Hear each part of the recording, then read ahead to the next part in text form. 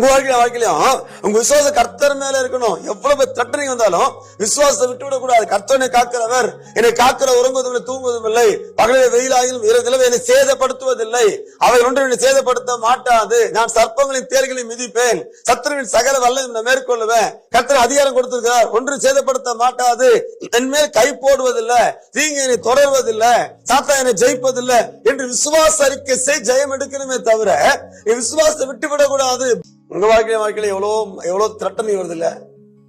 உங்க பொருட்களை குறித்து, உங்க பிள்ளைகளை குறித்து, எதிர்காலத்தை குறித்து, உங்க ஊழியத்தை குறித்து, உங்க தொழிலை குறித்து எவ்வளவு திரட்டனை உண்டு ஆக்கிறோம். எப்படி உண்டு ஆக்கிறோம்?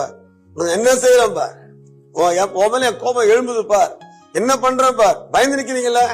ஆனதாரு உன்னை காக்கிறவர் உறங்கா, சிறவிலை காக்கிற உறங்குவதுமில்லை தூங்குவதுமில்லை. உன் பக்கத்தில் 1000 பேரும் அல்லது 10,000 அது உன்னை அணுகவே அணுகாது. உன் கண்களால் மாத்திரம் இதை பார்த்து துன்மார்க்கருக்கு ஒரு பலனை காண்பாய் தேவச்சனமே. சொந்து போகாத, உன்னை காக்கிற உறங்குவதில் தூங்குவது பக்கத்தில் நிழலா இருக்கிறார், வலது பக்கத்தில் நிழலா இருக்கிறார்.